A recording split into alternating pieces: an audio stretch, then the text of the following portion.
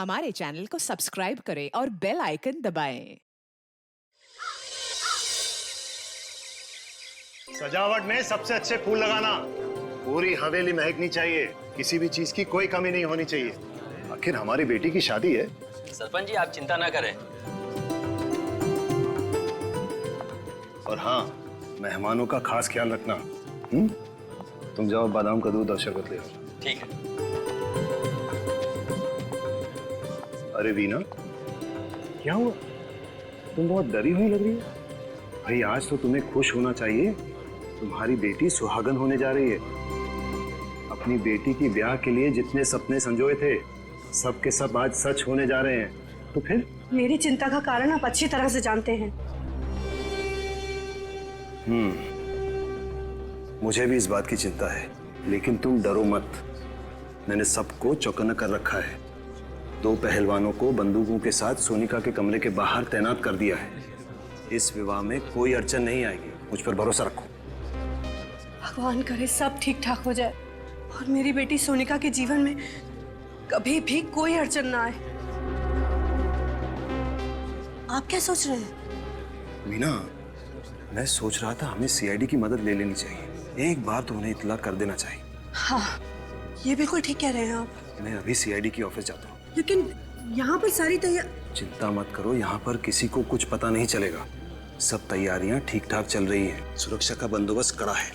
तुम बस अपने आंख और कान खुले रखना और बाहर देखते रहना। जी ठीक है, मैं ध्यान रखूंगी। लेकिन आप मुहूर्त से पहले आ जाना, वरना। चिंता मत करो, मैं जल्द ही वापस आ जाऊँ। सब ठीक हो जाएगा।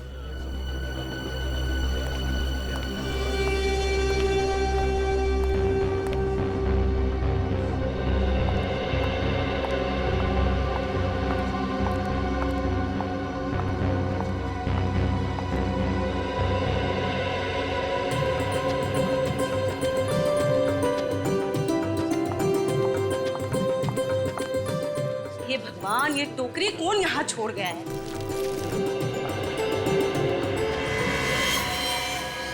क्या है?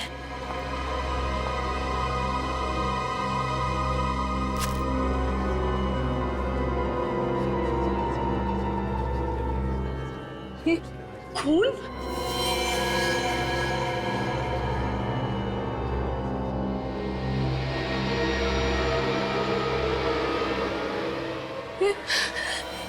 इतना सारा खून यहाँ कैसे आया? यहाँ पर तो कोई है भी नहीं। फंस क्यों रहा है? खींच क्यों नहीं रहा है?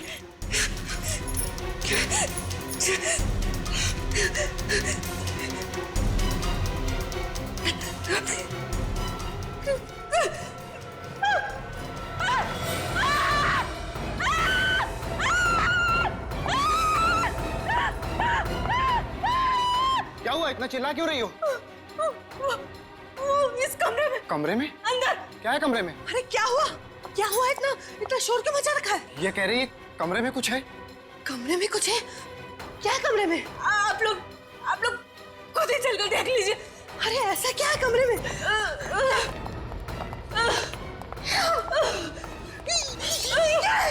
ये खून कैसा?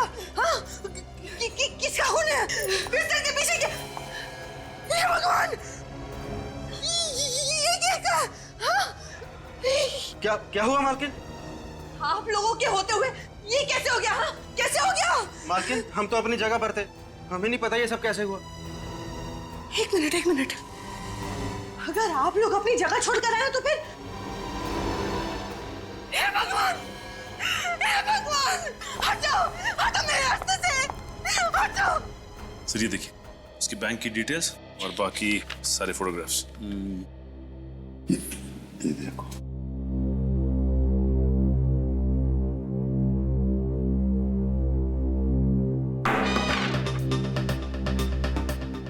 ये पेपर पढ़ने की जगह है।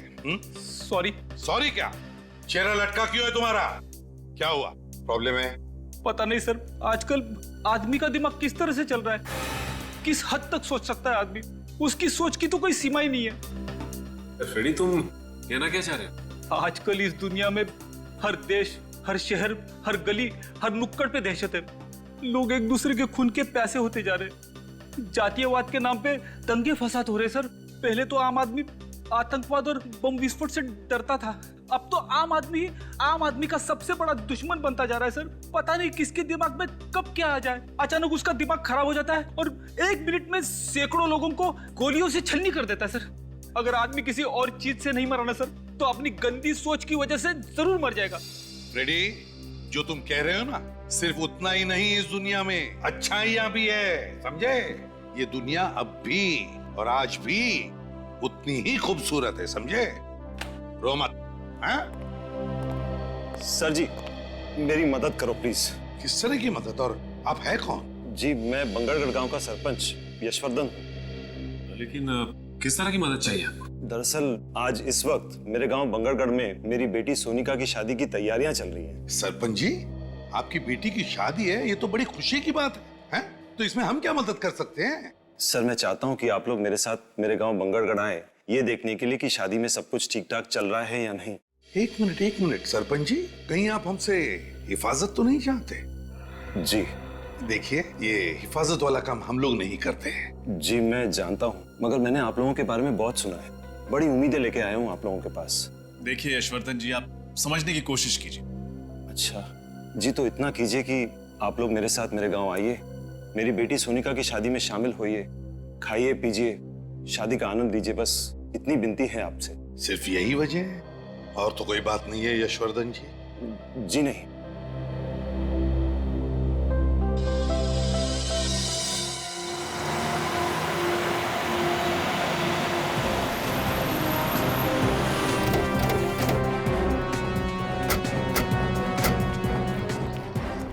आइए, अंदर आइए। चलिए।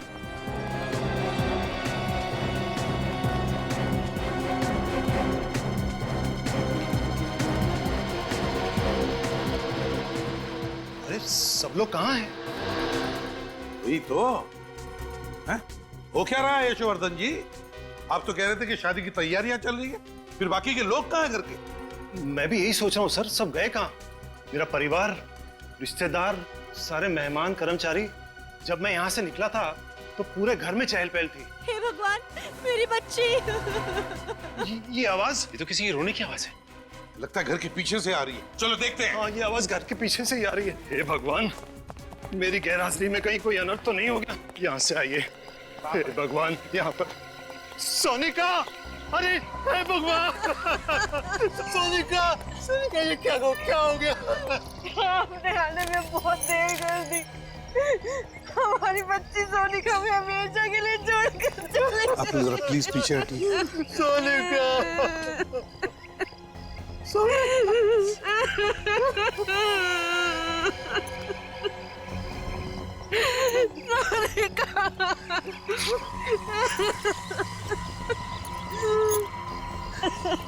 हमारी बच्ची!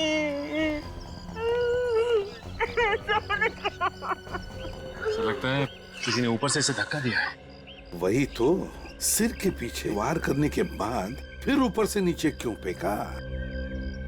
इसका घाव काफी गहरा है, ऐसा लगता है किसी ने किसी भारी चीज से मारा है। वही तो, लेकिन एक बात समझ में नहीं आ रही है, सिर के पीछे इतनी जोर से भारी चीज से वार करने के बाद फिर ऊपर से नीचे क्यों फेंका?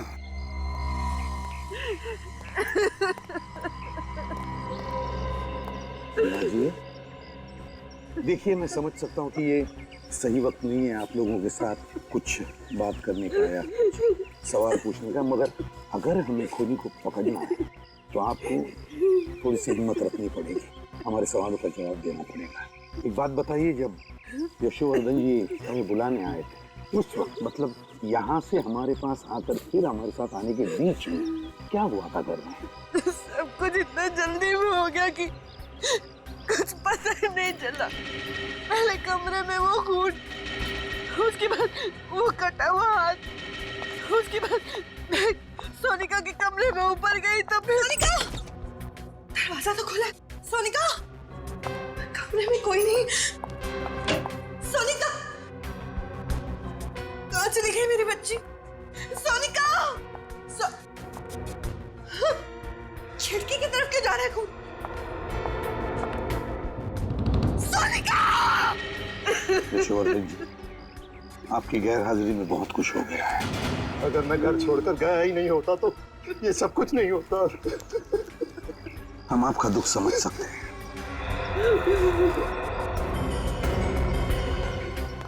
तुम लोगों को अपनी जगह छोड़नी नहीं चाहिए थी। गलती होगी साहब, उस वक्त नीचे से चीखने की आवाज आ रही थी। साहब उस समय समझ में नहीं आ रहा था कि हम क्या करें। हमें ऐसा लगा कि नीचे हमारी ज्यादा जरूरत है, इसलिए हम नीचे चले गए साहब।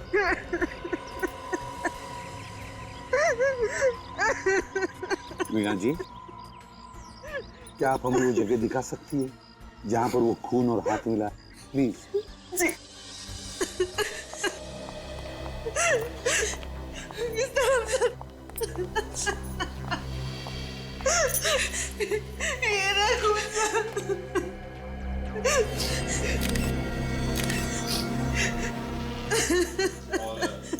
हाथ कहाँ? वो रहा।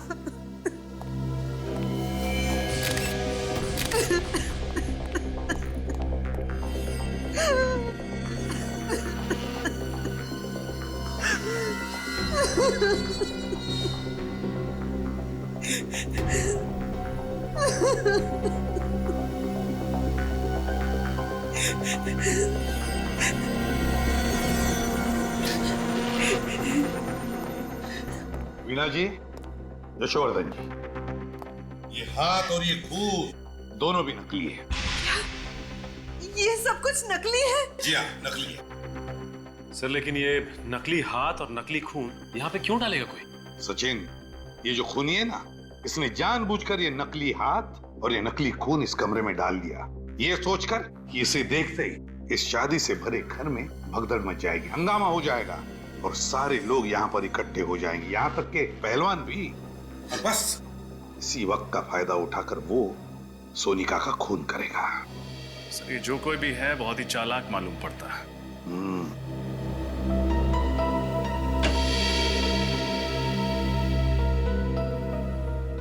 लगता है खूनी पीछे के दरवाजे से अंदर आया है।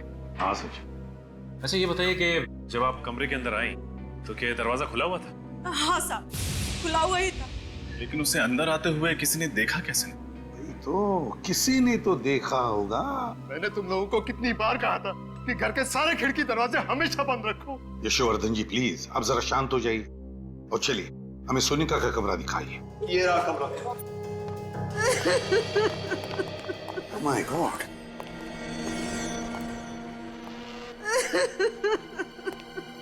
क्या हुआ है यहाँ पर?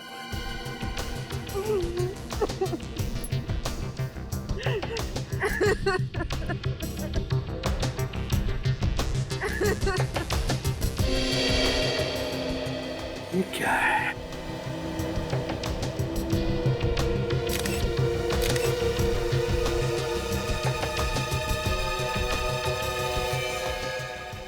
किस कपड़े का टुकड़ा है ये? ये तो मेरी बेटी सोनिका की साड़ी का टुकड़ा है। माय गॉड, सोनिका की साड़ी का टुकड़ा। लगता है खूनी ने सोनिका को यहाँ इस खिड़की में से नीचे फेंक दिया और बेचारी नीचे गिरते वक्त उसकी ये साड़ी उस खिड़की में अटक गई और ये कपड़े का टुकड़ा वहां मिल गया।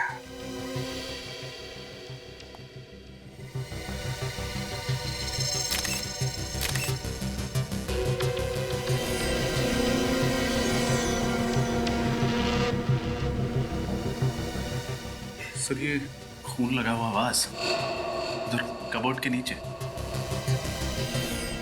खून लगा हुआ वास। मीना जी, क्या ये वाज आपके घर का है? नहीं सर, ये हमारे घर का नहीं। नहीं जी नहीं। तो इसका मतलब है खूनी ये वाज बाहर से लेकर आया और फिर इसी वाज से सोनिका के सिर पर पीछे से वार कर दिया। हे भगवान,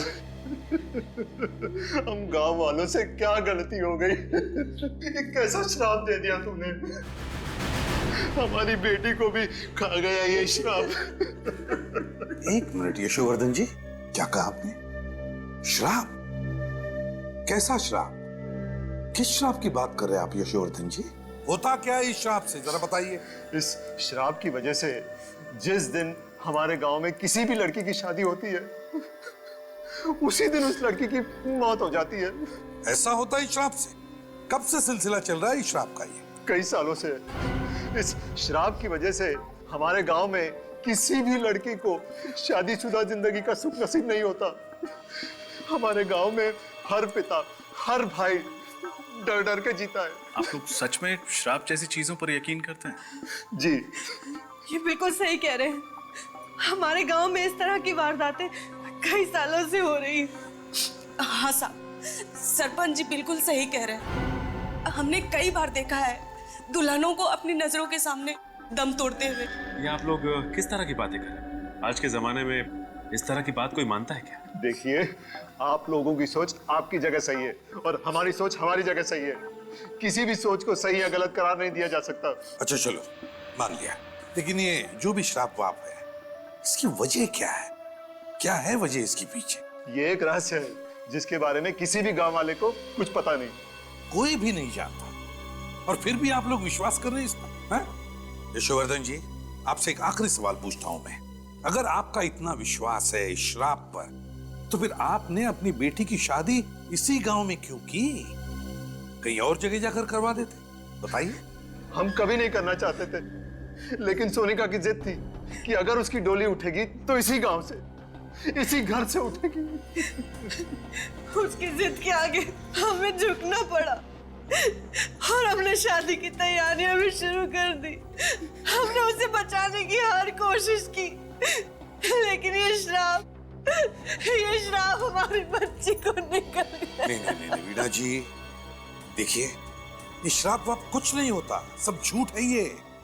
मेरी बात पर यकीन कीजिए, इसके पीछे कोई और है, कोई ऐसा शख्स जो सालों से आप में दहशत फैला रहा है इस शराब के आड़, समझा? और हमें यही पता लगाना है कि है कौन ये, और हम पता लगा कर रहेंगे ही। एक बात बताइए, आपकी बेटी की शादी की तैयारियों की कोई वीडियो रिकॉर्डिंग वगैरह की है आपने? जी हाँ, है। तो ये वीडियो रिकॉर्डिंग हमें दीजिए। और सचिन, पता लगाओ इस गांव में ऐसी कितनी लड़कियां हैं, कितनी दुल्हनें जिनकी इस तरह की मौत हुई है, और उनके बारे में पूरी जानकारी निकालो। सर, मिल गया सचिन जानकारी, सीडी, सब कुछ? हाँ सर, सीडी भी मिल गई है और शादी की जानकारी भी। वेरी गुड, लगाओ सीडी जल्दी।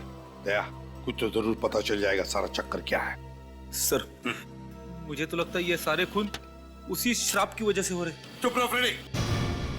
फ्रेडी, आइंदा अगर श्राप शब्द तुम्हारे मुंह से निकला ना, तो समझ लेना कि तुम्हारी हमेशा के लिए ट्रांसफर इस बांगड़गढ़ में हो। नहीं सर, ऐसा मत करना सर। चुप, आइंदा ये शब्द तुम्हारे मुंह से निकलना नहीं चाहिए। कौन सा? श्राप। हाँ,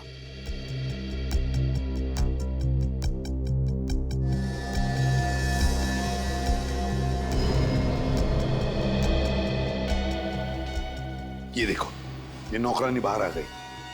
गड़बड़ हो गई है, घर के सारे लोग इकट्ठा हो गए। नौकरानी कुछ कह रही है। ये सारे के सारे इस कमरे के अंदर गए। इसी कमरे में वो नकली हाथ और नकली खून मिला था। कोई दोनों पहलवान भी आ गए, चौकीदार ये भी अंदर गए। इसका मतलब है घर के सारे लोग इस कमरे के अंदर हैं। ये कौन है? ये लाल साड़ी वाली औरत? अरे, तो ऊपर जा रही है। सर, यहाँ पे भगदड़ मच गई, बाकी के सारे लोग इस कमरे में गए। ये ऊपर की तरफ जा रही है। ऊपर तो सोनिका का कमरा है सर। हाँ, ऊपर तो सोनिका का कमरा है। देखा फ्रेडी, ये कोई श्राप वाप का चक्कर नहीं, ये इस लाल साड़ी वाली औरत का चक्कर है। दया, कहीं ऐसा तो नहीं कि सोनिका का खून इस लाल साड़ी वाली ने ही किया है? सर, रिवाइंड करना सर। बस प्ले करो सर। जरा इस औरत की चाल को जरा गौर से देखना, कुछ तो गड़बड़ है सर।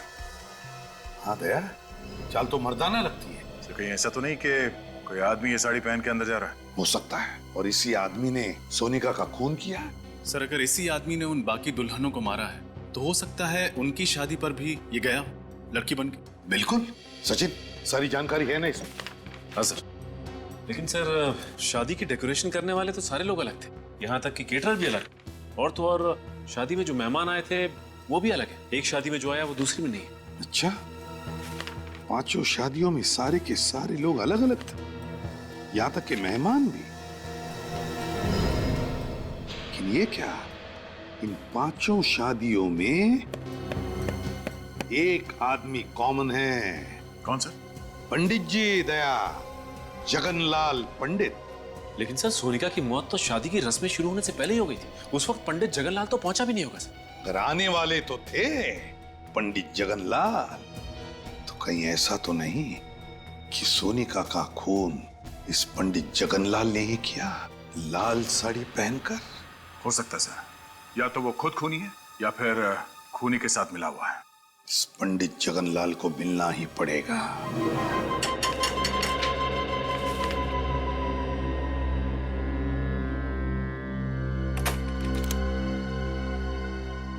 आप लोग सीआईडी से है ना? आइए। बड़ी जल्दी पहचान लिया आपने। हाँ, वो तो है। छोटा सा गांव है ना, मगर सीआईडी वाले हमारे द्वार। कहिए, क्या समस्या है? सब कुछ कुशल मंगल तो है ना? पंडित जी, अगर सब कुछ कुशल मंगल होता तो हम लोग यहाँ पे नहीं आते। वैसे आप तो जानते ही होंगे ना कि आपके ही गांव की एक लड़की सोनिका, उसका खून हो गया। हाँ, मैं जानता हूँ। बहुत बुरा हुआ। सोनिका बिटिया को मैं बहुत अच्छी तरह से जानता था। मैं ही उसकी शादी करवाने वाला था। ये हम जानते हैं पंडित जी। आप ये बता सकते हैं कि सोनिका का खून किसने किया होगा? देखिए श्रीमान, हम पंडित हैं। हमारा काम रिश्ते जुड़वाना और शादियां करवाना है। बाकी किसी चीज से हमारा कोई संबंध नहीं है। तो पंडित जी, आप ये भी नहीं जानते होंगे कि अब तक आपके गांव में जितनी भी दुल्हनों की हत्या हुई है, वो किसने की? नहीं श्रीमान, उन लड़कियों का भी खून किसने किया और क्यों किया, इस बारे में मुझे कुछ पता नहीं है। ये सारी बातें मेरी समझ से परे है। लेकिन पंडित जी, हमारी समझ में कुछ कुछ आ गया है। फिलहाल अभी हम लोग जा रहे हैं, लेकिन आपको परेशान करने दोबारा आएंगे। जी जरूर। अब बर्दाश्त नहीं हो रहा है, बहुत हो गया। अब मुझे बात करनी पड़ेगी। हेलो, बात करिए उससे मेरी। हाँ हाँ, उसी से। देखो, सीआईडी वाले आए थे मेरे घर पर, पूछताछ कर रहे थे। देखो, बर्दाश्त नहीं होता मुझसे। हाँ ठीक है, मैं मिलने आ रहा हूँ तुमसे, पर आखिरी बार। इधर ही आ रहा है।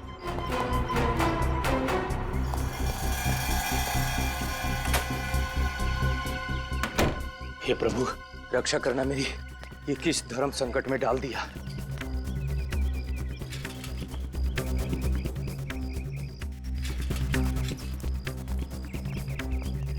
आज तो उसे मुझे बताना ही पड़ेगा। एक पंडित के घर में सीआईडी, और इस सालों की कमाई इज्जत खाक में मिल जाएगी। समझ जा पंडित, मैं तो उससे मिलना ही नहीं चाहता हूँ। आज दूध का दूध, पानी का पानी हो ही जाएगा। आज उससे मैं कह ही दूंगा कि तुम्हारे पाप के किसी भी भागीदार बनने वाला नहीं हूं मैं।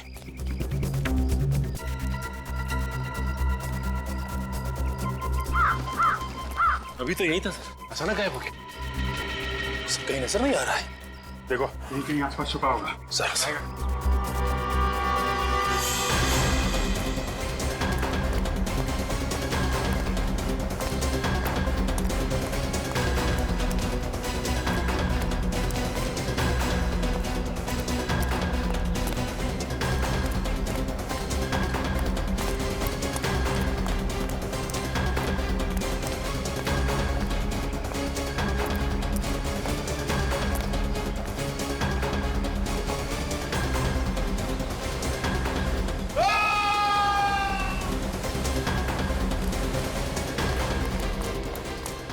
कहीं जगनलाल की आवाज तो नहीं थी?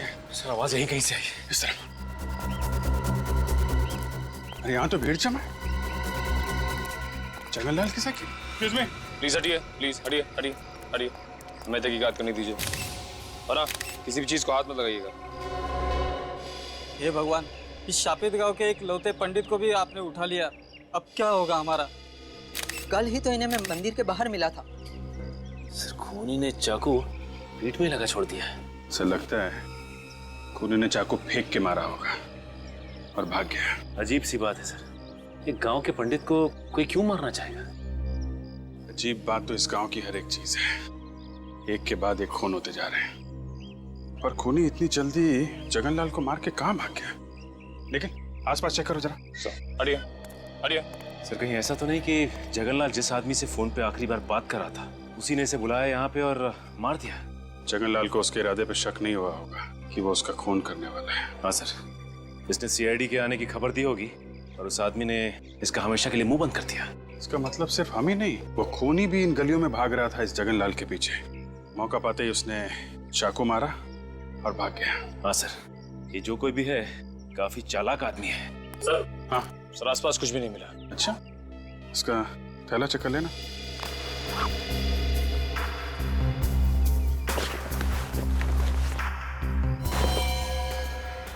मोबाइल चेक करो, आखिरी कॉल किसको किया था? सर आखिरी नंबर तो कोई लैंडलाइन नंबर है। लैंडलाइन लगा ना? रिंग तो बज रही है सर। सर घंटी यहाँ भी बज रही है कहीं पे। कट करना, फिर से लगा।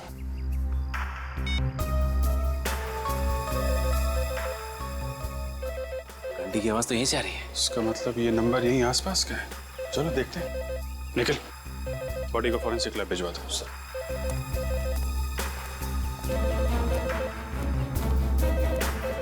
आवाज यहीं से आ रही है।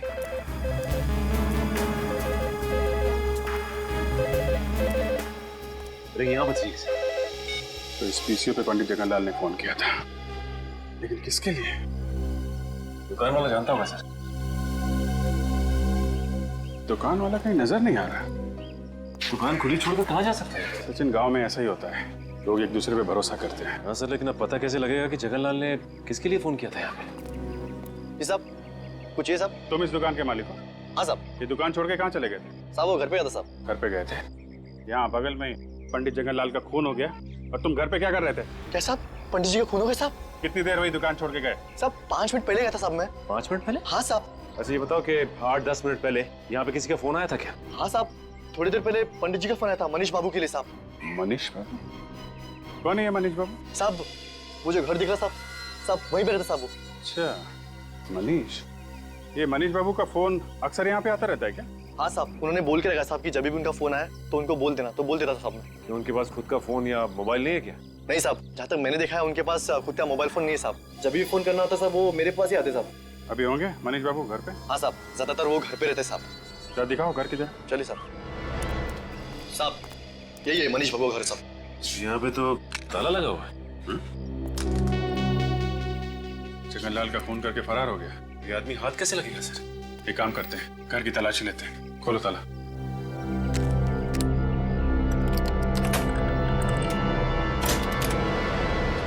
यहीं खड़े रहना। जी साहब।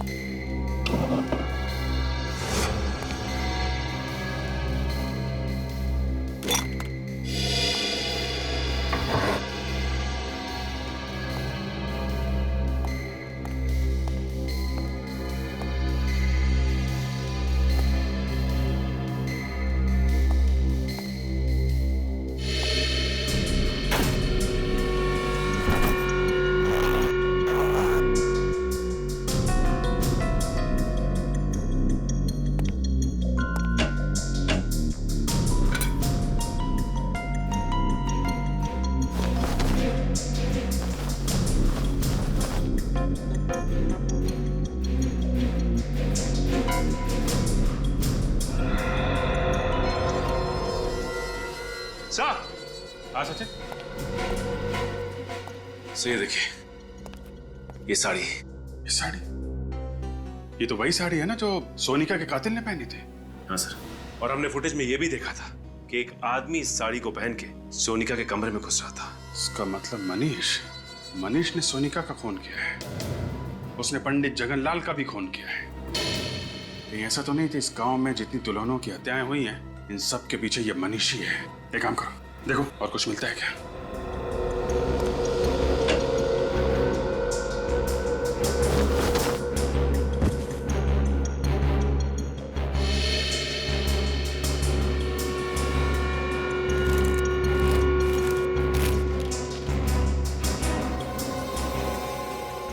ये आदमी और ये औरत, ये फोटो, सर इस औरत को मैंने कहीं देखा है। देखा है? कहाँ देखी है? याद करो सर। सोनिका के कमरे में जो फोटोग्राफ्स थे, उसमें ये लड़की भी थी। सोनिका के घर पे? इसका मतलब सोनिका इस औरत को जानती होगी। और ये आदमी भी था फोटो में? सर ये आदमी तो नहीं था। फिर ये कौन है? जरा उस दुकान वाले को बुला। भाई साहब जरा अंदर आइए। जी साहब। अरे देखो, ये आदमी मनीष है। नहीं साहब, ये मनीष बाबू नहीं है साहब। क्या? ये मनीष बाबू नहीं है? नहीं साहब, मनीष बाबू की तो दाढ़ी है, मूछें है और वो चश्मा भी पहनते साहब, और उनकी उम्र भी ज्यादा है साहब। ये मनीष बाबू हो ही नहीं सकते साहब। अच्छा, इस औरत को देखा कभी? नहीं साहब, इन्हें मैंने पहले कभी नहीं देखा साहब। सर हमें साड़ी तो मिल गई है, लेकिन इसका कहना है कि ये आदमी मनीष नहीं है। तो कहीं ऐसा तो नहीं कि जो आदमी सोनिका के कमरे में भेस बदल के गया था उसे मारने के लिए, वो आदमी ये फोटो वाला आदमी हो सकता है ये मनीष का कोई रिश्तेदार या फिर जान पहचान वाला हो। एक बात बताओ, ये मनीष आदमी कैसा है? मनीष बाबू को इस गांव में आए हुए 1 साल हुआ है। मैं उनके बारे में इतना कुछ नहीं जानता साहब। वो यहाँ पे अकेले रहते थे या इनके साथ कोई और भी रहता था? हाँ साहब, अकेले रहते थे साहब। अकेले? हाँ साहब। किसी को देखा यहाँ पे आते जाते उनसे मिलते? नहीं साहब, मैंने किसी को उनके घर पे आते जाते नहीं देखा साहब। ठीक, तुम जा सकते हो। अगर इस औरत की फोटो यशवर्धन के घर में है तो यशवर्धन इस औरत के बारे में जरूर जानता होगा। चलो यशवर्धन से मिलते हैं।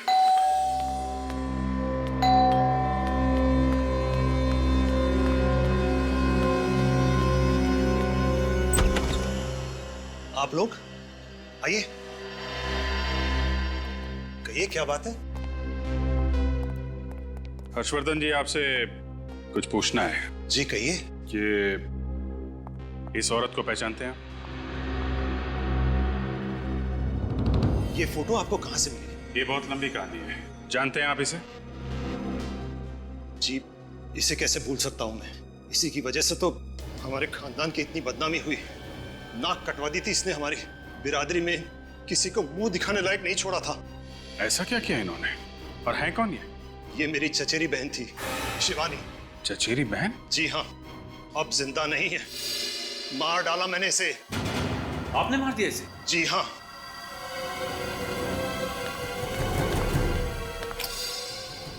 इसी बंदूक से मारा था मैंने उसे 15 साल पहले। क्यों? क्यों मारा आपने? शिवानी को धीरज से प्यार हो गया था, और धीरज हमारी बिरादरी का नहीं था। और धीरज ये है? जी हाँ, यही है धीरज।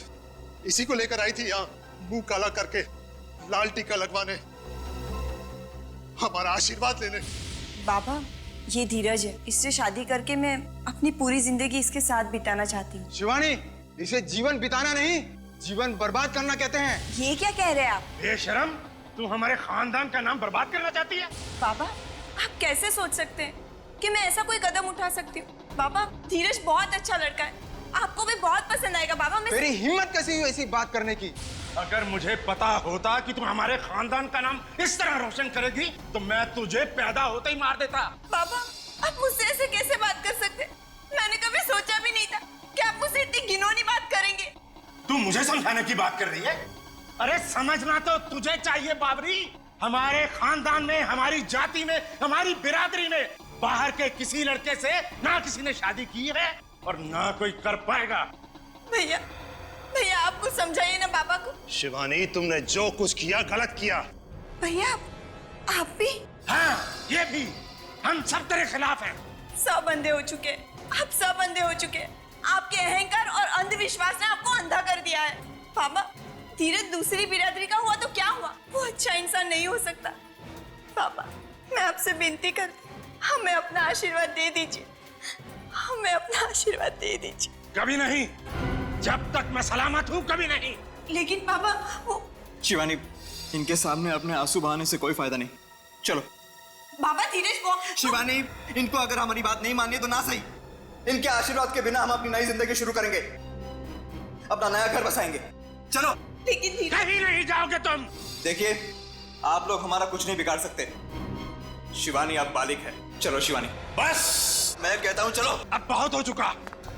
यशवर्धन, बंदूक लेकर आओ। ये क्या कर रहे हैं आप? यश नहीं, शिवानी आपकी बहन है। छोड़ो मुझे। गोली चलाओ। पिताजी के दबाव में आके मार दिया मैंने इन दोनों को, और इसी वजह से मैंने इन्हें आज तक माफ नहीं किया। ऑनर किलिंग, इस तरह किसी की जान लेने में कैसा सम्मान, क्या मिलता है आप लोगों को ये सब करके? सचिन, गन ले लो इनके, लाइए ज्यादातर लाइए। अरेस्ट करें सर? गिरफ्तार तो करेंगे ही। जो गुनाह इन्होंने किया है उसकी सजा तो इन्हें भुगतनी ही पड़ेगी। सचिन, इस धीरज की फोटो मनीष के घर में है, कुछ समझे? हाँ सर, इसका मतलब मनीष और धीरज एक दूसरे को अच्छी तरह से जानते थे, दोस्त थे एक दूसरे के, और धीरज की जान का बदला लेने के लिए मनीष ने इनकी बेटी सोनिया को मार दिया। जल्द से जल्द इस मनीष को ढूंढना होगा। ये धीरज मरा है और मनीष जिंदा है, और मरे हुए धीरज की फोटो मनीष के घर में हमें मिली। ये कैसे? कुछ ना कुछ तो चक्कर है दया, कुछ ना कुछ तो गड़बड़ है। कैसी गड़बड़ सर? क्या फोटो में जो दिख रहा है ना, उसे नहीं देखते। जो फोटो में नहीं दिख रहा है उसे ढूंढने की कोशिश करते हैं, उसे ढूंढने की कोशिश करते हैं। क्या मतलब सर? मतलब अभी पता चल जाएगा रजत, अभी पता चल जाएगा। फ्रेडी, स्केच आर्टिस्ट को लेकर आओ, और सचिन, बांगड़गढ़ के पीसीओ वाले को लेकर आओ, उस पीसीओ वाले को जिसके पीसीओ पर मनीष को फोन आया करते थे।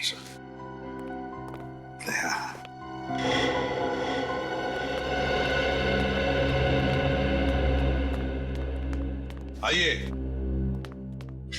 स्केच आर्टिस्ट को क्यों बुलाया? अभी पता चल जाएगा। ये चेहरा देखो, हम चाहते हैं कि ये चेहरा बनाया।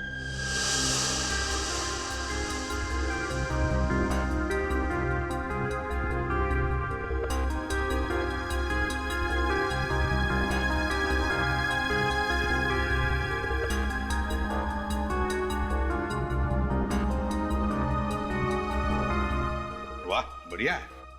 एक काम करो, अब इस चेहरे पर मोटी सी मूछें और दाढ़ी भी बनाओ। हाँ?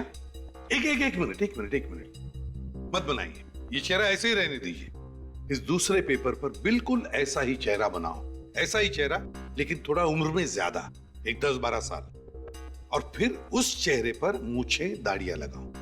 जी। हाँ? हाँ। और हाँ, चश्मा भी चाहिए उसे, मोटा सा। ठीक है, काले फ्रेम वाला।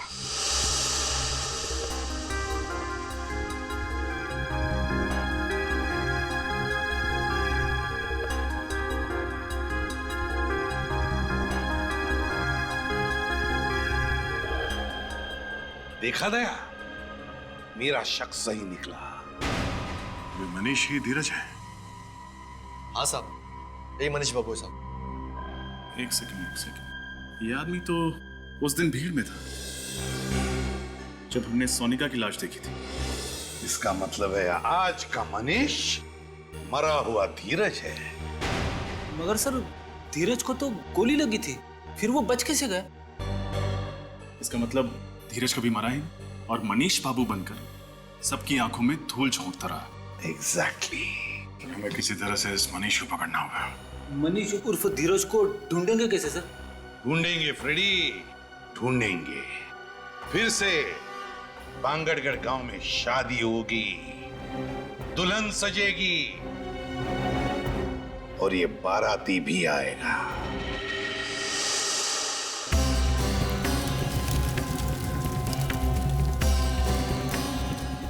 रजत, तैयार रहना, वो आएगा। दुल्हन को मारने जरूर आएगा। दुल्हन को हम आज तक नहीं आने देंगे सर।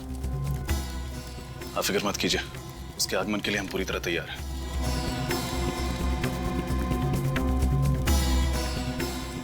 पंडित जी, याद है ना विघ्न आने पे कौन सा मंत्र पढ़ना है? जी साहब, मालूम है।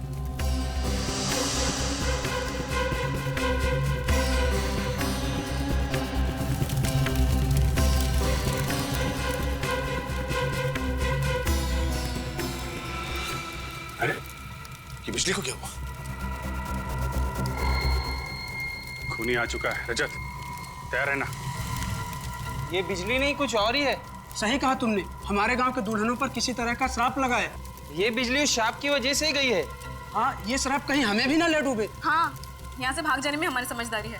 हमें शादी में आना ही नहीं चाहिए था। चलो यहाँ से। हाँ चलो। एक्सक्यूज मी, एक मिनट। कहाँ जा रहे हैं आप लोग? कोई भी कहीं नहीं जाएगा, बाहर नहीं जाएगा कोई भी। आप लोग यहीं रुकिए प्लीज, कहीं मत जाइए। देखिए, हमें जाने दीजिए, हम लोग मरना नहीं चाहते हैं। कुछ नहीं होगा, हम लोग यहाँ पर है ना। आप लोग प्लीज, कोई बाहर नहीं जाएगा, यहीं रुकिए। साहब अभी तक वो नजर नहीं आया। तुम घबराओ मत, मैं देख के आता हूँ क्या हुआ है। रुकिए प्लीज। साहब वो अंदर आ गया, दुल्हन की तरफ बढ़ रहा है।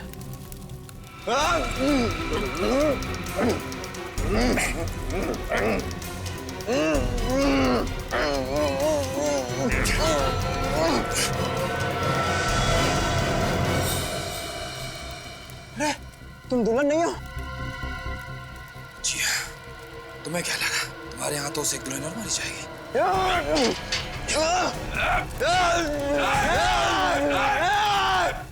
आगे मत आना, जला दूंगा, जला दूंगा, जला दूंगा, सबको जला दूंगा, जला दूंगा, जला दूंगा, मैं जला दूंगा, मैं जला दूंगा, जला दूंगा, मैं जला दूंगा। मशाल लेके कहाँ भाग रहा? ओलंपिक खत्म हो गया, रुक जा। मैं जला, कहाँ जा रहा है? जला, मैं हाँ अपने आप को जला दूंगा, जला दूंगा, जला दूंगा। अपने आप को जला लेगा? मैं अपने आप को जला सकता हूँ। मनीष और धीरज, जिसने गांव की इतनी मासूम दुल्हनों को मौत के घाट उतारा है, सोनिका का और पंडित जगनलाल का खून किया ऐसा अपराधी, क्या लगता है रजत अपने आप को जला पाएगा? नहीं सर, इसकी शक्ल देख के तो नहीं लगता। क्या बात कर रहे हो? आप लोगों को मेरी बातों पर यकीन नहीं आ रहा है? मैं खुद को जला सकता हूँ। अच्छा ठीक है, जला ले। देखो निकल गई सारी हवा। मैं अपने आप को पूरी तरह से जला दूंगा, सर से पांव तक जला दूंगा। नहीं सर, मुझे नहीं लगता ये अपने आप को जला सकता। देखिए माथे पे तो पसीना आ चुका है। और इसके पैर भी कांप रहे हैं। जलाओ, जलाओ, जलाओ तुझे, हैं? जलाओ।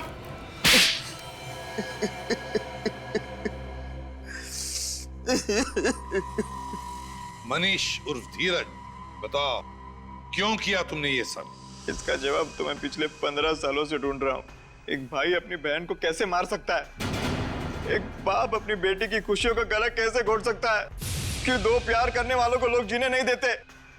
मैं अपनी शिवानी के साथ आशीर्वाद लेने उसके घर गया था और मिला क्या? तुम बच कैसे गए? जिसको राम राखे उसको कौन चाखे। एक गांव वाले ने यशवर्धन और हर्षवर्धन को मुझे और शिवानी की लाश को ठिकाने लगाते हुए देख लिया था जंगल में। उसी ने मुझे बचाया। कई सालों तक मैं बेहोश था और जब होश में आया तो मुझे शिवानी की मौत की खबर मिली और मैं गुस्से से पागल हो गया और मैंने सोचा कि मैं बदला दूंगा। बदला लेने के लिए तुमने पांगड़गढ़ गांव की सारी दुल्हनों को मार दिया। हाँ, और इसी वजह से गांव वालों के मन में श्राप का डर और भी गहरा होता गया। हाँ, आप लोगों की वजह से मुझे बहुत परेशानी हुई, लेकिन मकसद तो पूरा करना ही था। इसलिए औरत के भेष में यशवर्धन के घर के बेडरूम के पीछे के दरवाजे से मैं अंदर गया, नकली हाथ और नकली खून रखा, मेहमानों में शामिल हो गया और जब तमाशा हुआ तो पहलवान नीचे आ गए और मैं सोनिका के रूम में दाखिल हो गया। अपने साथ लाए हुए फ्लावर वास से मैंने उसके सिर पर मारा और उसे खिड़की के बाहर फेंक दिया। और जगनलाल पंडित, उसको भी तो तुमने ही मारा। क्या बिगाड़ा था उसने तुम्हारा? वो आप लोगों को सब कुछ सच सच बताने वाला था, इसलिए उसे भी मारना पड़ा। तो कहीं ऐसा तो नहीं कि इस जगनलाल पंडित ने ही तुम्हें 15 साल पहले बचाया था? हाँ, उसी ने मुझे बचाया था। भगवान ने तुम्हें दूसरी जिंदगी दी, एक नया मौका दिया जीने का। और तुमने क्या किया? अपना बदला पूरा करने के लिए गांव की मासूम लड़कियों की जानें ली। उनकी शादी के दिन अब तो भगवान भी तुम्हें माफ नहीं करेगा, तुम्हें तो फांसी होकर ही रहेगी। For more updates, subscribe to our channel, click the show links and enjoy watching the videos.